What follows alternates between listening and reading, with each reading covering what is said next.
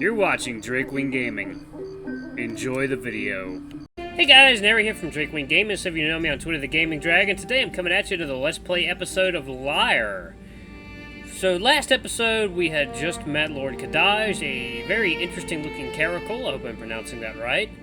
And everyone in the comments is telling me be careful who you trust. So yeah, I mean, I read the game's page on itch.io and it said they're all better liars than him or something like that. But yeah, I know. I'm dealing with a bunch of politicians here. I kind of have an inkling of what to expect. But anyway, guys, let's jump right back into it. Sit back and enjoy, and let's go. All right. Hey, you were the one who said you didn't want to talk about the avalanche anymore. And can you blame me for being curious? I fold my hands on my lap and look down at the pond water. I guess I can't. Sorry, I usually have a habit of dropping that information like a bomb. I'm not too open about it, but I also don't try to hide it. And you most likely won't have to. Most people in Lyre are perfectly fine with it. Yeah, I heard. I don't know, I've just never really been interested in women. Pause. Neither have I. He shuffles his feet on the ground and looks at the fruit in his paws. Wait, really? Yeah. I mean, growing up I thought I liked girls, but as I got a bit older I realized that I didn't. Yeah, that's usually how it goes. I can't believe this is happening. I'm really happy to hear this, but also super nervous. Does he think I'm trying to make a move on him? Is he making a move on me? My mind spirals out of control for a brief moment. It's been a problem for me in the past, but it doesn't bother me that much anymore. Yeah, I try not to let it bother me either. There's a long pause. It seems like the both of us don't know whether to continue on this topic or change the subject. I hold up my fruit that he gave me. What's this? Oh, that's a dragon apricot. They're really sweet, and they have a lot of juice. Yeah, I can tell. I point to his muzzle, which confuses him for a second. He goes to lick it off, but completely misses. Silly boy! Ah, you blept for me, cutie! He then sticks his tongue out at me. They turned your tongue on. I'm trying to do that as best I can. They turned your tongue on. Oh, that sounds so weird. I chuckle at his silly display and he laughs too. He's right. They do turn your tongue orange. I take a bite into mine and my mouth bursts with flavor. I don't really enjoy the texture that much, but its pros outweigh the cons. This is really good. Yeah, just watch out for the seed in the middle. I look down, and sure enough, there's a seed exposed from my bite. We continue to eat and talk as the sun slowly sets over the mountains. After a while, we head inside the castle and make our way back to my room. I have a question. Ask away. Why aren't you wearing your armor? Oh, today's my 23rd birthday. I get the day off. Why didn't you tell me? Because it's not really that important to me, and I wanted to spend the day with you without it being too extra. I wouldn't have spent all morning doing work if I knew that it was your birthday. Luvun, honestly, it's fine. I enjoyed being able to relax. Plus, that armor is a real pain in the shoulders. He rolls his shoulders back and smiles. Getting on the topic of Lyall's armor causes me to remember those guards we saw outside of the throne room. Hey, Lyall? Yes, Luvun? Do you remember those two guards whispering about us in the hallway? He takes a moment to answer. Yes. What do you think they were talking about? Luvun, I think they were talking about me. They think that I'm your lackey. He looks down at the ground with a frown. But you're not. You were just assigned to be my guard. Oh, let me keep my phone. There we go. Okay. Alright. It's a bit confusing, though, don't you think? The captain of the Royal Guard was assigned to guard an ambassador when he should be guarding the king. Raynor appointed me as captain for certain reasons that he feels he doesn't need to justify, and the other guards are confused by it. Well, what do you think? He picks a leaf off one of the vines and examines it. I trust our king's judgment. He's very wise and has plenty of experience. I believe that he chose me for a reason. My ability to command, my mentality, my youth, whatever it may be. And he assigned me to you because, well, I don't know. But there are other guards with much more experience who can protect the king and the prince. And I like being your guard. He looks down at me with a smile. I like it too. We arrive at the door to my room and Lyall opens it. Luvun? Yes? I know that you're pretty open about it, but I won't tell anyone about what we talked about earlier. Oh, thanks. I don't really care if you do, though. Okay, just, can you promise me something? Sure. Please don't tell anyone about what I said. Of course! Thank you. I step inside and lean against the doorway. Good night, Lyall. Good night. He takes off down the hall at a slow pace. As he walks down the hall, I hear him yell back to me. Don't forget to lock the door. I know. I yell back to him. Happy birthday! He turns around, ears red, giving a shy smile. Thanks! He walks off with his tail wagging. I close the door behind me, lock it, and take off my clothes. The blankets on my bed are nice and warm due to the natural heat. I slowly drift off to sleep, thinking about Lyall. Oh, God. Chapter 4, Day 18. About a dozen days pass, and I have finally finished getting everything ready for the winter solstice. A couple of restless nights and a few bottles of wine seemed to do the trick. Lyall keeping me company also helped, even if he spent most of his time out in the hall. I have to attend these boring meetings, though. The only good thing to come out of them are my conversations with Raynor once the meetings are done. He's grown quite fond of me over the past few days. I don't know why he likes me so much. He treats Lord Kadash and I the same professionally, but he treats me like a friend. Then there's Lyall. Lately, I think he's been distancing himself from me. I assume it's because of that little revelation that occurred. It's crossed my mind multiple times as well. I can't help but be thankful for this little bit of space that's been provided. True, I enjoy his company, but I feel that I needed some time to myself in order to assess my thoughts. And I've finally come to a conclusion. I think I'm in love with him? Call it what you will, but it's the closest I've ever gotten to feeling like I am in love with someone. Childhood crushes and young love don't compare to this at all. It feels wrong considering I've only been here for a while, but every time I am around him, my chest twists into knots and I feel all warm inside. Every day I wake up and he's the first thing on my mind. His personality, those big eyes, that beautiful dark coat of fur and bushy tail, those strong, muscular arms, that massive, heart. I get up from my desk to go and answer the door. I don't know. Maybe it's not love. My emotions are all over the place and I need to be more responsible. It's fine to be emotional, though, right? Before I can grab the handle, I hear a weird scratching noise. It's coming from the peephole. I open the small door and stare through the opening. Oh!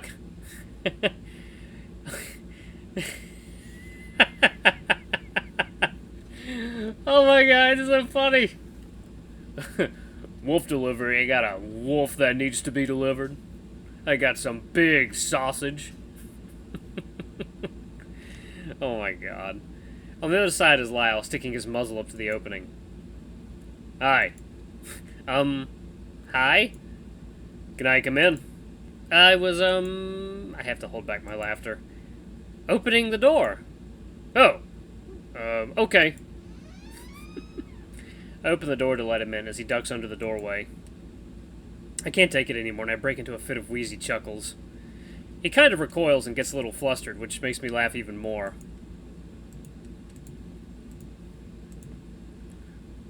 What? What is it? It's nothing. No! You know exactly what you did. I know, I was trying to be funny. And you succeeded! I just had a bit of a late response. Yeah. I wipe a tear from my eye and pull my hair back and retie it behind my head while walking back to my desk. That was a nice icebreaker, I guess. Well, you'll be happy to know that I just finished getting everything ready for the ball. That's great to hear. Yeah, I just have to bring these payments to the bakery in the village. They're baking hundreds of mini pastries along with providing baked goods for the village festival. Wait, you're not going to have a servant do that? Well, I wanted to bring it myself. I figured that they deserve to have this delivered in person, considering the hard work they've been doing. I hold up the thick envelope. Today's the first day all week where it's not freezing cold. And I feel like now that I have free time, I can go and see the village. Alright. Really? Yeah, I don't see why not. You don't have to ask me for permission, though. I know, I just wanted a second opinion. I wanted to make sure it was a good idea. Besides, I'm pretty sure that I have nothing else going on today. I think to myself for a moment about how the winter solstice is only a few days away. Time flies when you're busy, I guess. Plus, I've got a lot on my mind. I am actually free for the rest of the week, if what I have to go off of is true. That's good to hear. I actually am a little excited to be able to show you around the town square. The village actually has a lot of history to it. I can imagine it now. A bustling town square with dozens of little shops and homes lining the street. I can honestly barely contain my excitement. I sure hope it does. I'll go get ready. I make my way across the room and dress myself in clothing that better suits going outside. It's very cold out and I don't want to freeze. Lyall is standing on the far side of the room. Is he watching me get dressed? While I'm pulling up my trousers, I turn my head to look in his direction. I think I see him quickly avert his gaze. He's not even staring at anything, he's just staring at the wall. I finish putting on my outfit and wrap the scarf around my neck. Okay, I'm ready. Oh, okay. You stinker. He quickly pads across the room and opens the door while I grab the envelope off the desk. Alright, guess we're going on a little adventure into town. We step out into the hallway together and the brisk chill hits my face. The afternoon sunlight envelops me for a moment, making the cold temperature a little more bearable. Lyall takes a key off his keyring and locks the door behind us. I have some things that I would like to take care of in the village today, if you don't mind. Not at all. I mean, it should only take a few minutes. It shouldn't interfere with it. Lyall, it's fine. Right. Sorry. Remember, I'm not some child that needs to be taken care of. We make our way down the hallway, with me rubbing my hand along the windowsill. He walks by my side, rubbing his paws together in a sheepish way. What is it that you wanted to do? He perks up and leans forward, showing me the sword on his back. I wanted to take this to the smith. I need to get it treated. He slides it off of his back sheath and shows me the blade. It does look like it could use a good polish. Yeah, the blade's a bit dull. I like to keep her in good condition, even though I don't get to use her much. When do you get to use your sword? I mostly only practice combat in the training yard. The training dummies really do a number on her edge. We reach a fork in the hallway and Lyall takes the lead. This way. We traverse down a hallway that I haven't been to before. It feels familiar, though. So, what is her name? Oh, I see his mouth curl, clearly too embarrassed to reveal such information. Her name is Winter.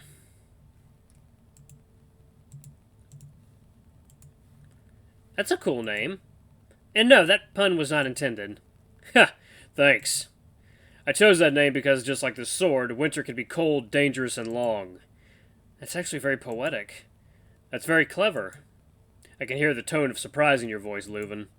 No, you cannot! He lets out a hearty laugh that echoes up and down the halls. Ha ha ha! I'm just messing with you. We reach the end of the hallway where there was a small door. This feels too familiar. Have I been here before? Maybe this was one of the dead ends Lyall accidentally led me down on one of our many tours. Lyall takes a key and unlocks the door, revealing a spiral staircase. I'm instantly flooded with deja vu. I've been in the place before, higher on the street, and I know it's my time to go. Damn it. Ah! Every time I hear deja vu, I think of that damn song. Where does this lead? The village. Do people usually leave the castle through here? He pauses for a moment in the doorway, then turns and speaks. No, but sometimes it's best to use one of these exits instead of the main gates. Why is that? It's nothing. Honestly, this way is just faster. It leads straight to the village, and there's no unnecessary checkpoints like at the main gate. He starts to descend the staircase, and I follow him. How far does this go down? Not too far. It's just a tunnel that leads to an exit in the village. These are supposed to be used in case anyone needs to escape the castle during a siege, but most of the diplomats and nobles like to use them to leave the castle without drawing attention.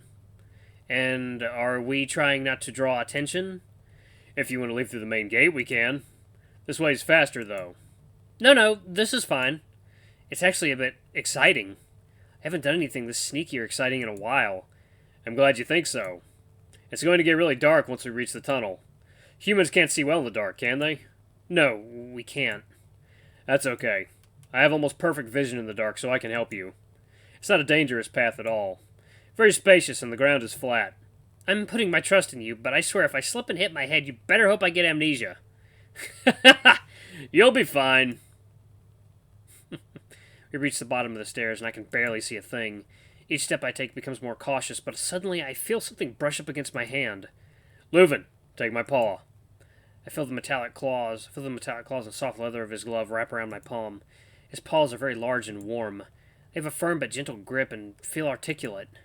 These truly are an artist's hands, or artist's paws, both with the pen and the sword. I wish I could tell him how I feel, but I'm just so nervous. All these little scenarios run through my head, and I'm afraid I'll mess things up. I feel so silly. He pulls me forward, and we begin to walk down the tunnel. I really hope that he can't see me blushing. Our footsteps echo up and down the tunnel, reverberating off the walls. His are quieter than mine, because my shoes are much louder than his padded feet. There's a light at the end that I can see. It looks like it's coming from a trap door. We eventually reach the small slit of light, and I hear the noise of Lyall's keys jingling. He unlocks the trap door and pushes it open. Ah! Flashbang! The light is blinding, but I can at least see the stairs. Lyall steps to the side, and I make my way up. I emerge into a side alley, and just around the corner is something I've been longing to see for a very long time. Ooh, pretty statue, pretty village. It's just like how I imagined it would be. I mean, I had seen most of it from high towers in the castle, but it is more beautiful up close. People are bustling about their daily business, going about their routine. Children seen holding their mother's paws while they shop for groceries, and merchants conducting business outside their shops. Horse-drawn carts make their way down the paved roads and pass each other in a neat, orderly fashion, circling around the fountain. The buildings are small and neat, stacked side by side, and their walls are painted with a cream color. The roof of each building shines in different shades of green and blue, the morning frost reflecting the sun off each shingle in a majestic way. Flowers line the windows of some of the buildings, and leaves from the trees skate across the ground. Pipes run up and down the walls of each little shop and home, with smoke drifting out the chimney caps into the sky. Lyall finishes locking up the trapdoor and joins me by my side with his paws on his hips. He's taking this in, too. There's an entrance underneath the bridge up ahead, and I can see the ships in the harbor. Their sails are rolled up, and the masts pierce into the sky like spears. I can see the waters from the castle and Luna's fjord is glistening with the morning light. I wonder if we'll be able to go down to the harbor. If I remember correctly, the bakery should be in the town square. Yep, there's the bakery! As I'm looking around for the bakery, my eye catches something I didn't pay much attention to before. The fountain in the center of the town square has a statue on it that seems familiar. It's a doe, standing atop a pillar with grace and elegance. Her clothes are heavy, and it looks like she's draped in several garments of silk and cotton. Her eyes are closed, and her expression looks understanding, but there seems to be an aura of sadness about her. On her head is a tiara with a triangular gem hanging off the tip. Crystal clear waters flows out from the base of the fountain and glows in the light of the sun. Lyall is already walking towards a building where I can hear the clanging of metal when he stops to see why I'm not following. I walk up to the fountain and notice a golden plaque. There's an inscription on it, which I read out loud to myself. In honor of Queen Elena Ocean. Ocean? Ocean? Can someone in the comments tell me how to pronounce that, please? Loving Mother. Dutiful Queen. Lyall walks up beside me, staring up at the statue. This is Queen Elena Ocean. I'll pronounce it Ocean for now. Rainer's late wife. What happened to her? He scrunches up his snout and shakes his head slowly. She died about 10 years ago. His shoulders raise tensely, and he sinks into his neck fluff a little bit. That's a shame. I think he probably feels that it's not his place to talk about this. Was she a good queen? He relaxes a bit and looks up at the statue again. I look as well, and cannot help but think of my own queen back in Erin. The best. For a moment, the only noise I can hear is the sound of the water trickling onto the surface of the pool. I don't doubt it. Do you think Rainer and Adrius miss her?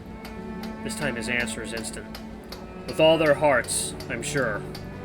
He gives a slight pause to his sentence, letting the words linger. Come on, let's get to the forge. I've got a friend that I want you to meet. He takes the lead, and I'm not surprised to see villagers part to let us past. They probably recognize Lyall's armor and immediately know that someone important must be making their way through the village. Now that I think about it, I have been getting a lot of stares. As I'm following Lyall, I see a vixen and a badger looking at me and whisper to each other. The The vixen says something that flusters the badger, and she lightly shoves her, making the fox laugh even more. A child holding their mother's paw calls out to her while pointing at me. I'm not used to getting this much attention, and I find myself awkwardly smiling at anybody who gives it to me. I'm not really looking where I'm going and accidentally step on Lyall's tail. Ah! I lift my foot up, realizing my mistake, and he tumbles forward slightly. I can hear a couple bystanders chuckle to themselves at my clumsiness. My face is probably as red as a tomato. He turns around, looking behind him, and wags his tail a bit to get it straightened out. Please, watch your step, Luvun. It took me a very long time to get my tail to look this nice. Sorry, Lyall. He keeps walking and stops outside of a tall building. There's some baskets outside stacked up against the wall and a rug on the floor. I can hear the clang of metal from inside and the smell of coal burning. Alright guys, I'm going to stop it right there. This has been a new episode of Lyre. We got to see the village! And you guys know what thumbnail I'm going to use for this video. I'm also curious to know who this character is. Who is this person? It's not Lyall. Lyall is not orange. Or reddish orange, I should say. But anyway, guys, thank you so much for watching. Don't forget to like, comment, subscribe, and ring that notification bell. I'm not sure if this is going up on Easter. If it is, Happy Easter, everyone, even if you don't celebrate the holiday. I do because I like food and I like family. So I'm just going to be eating with my family on Easter and having a great time, and I hope you guys do too. Anyway, I love you all. I'll see you in the next video. Bye-bye!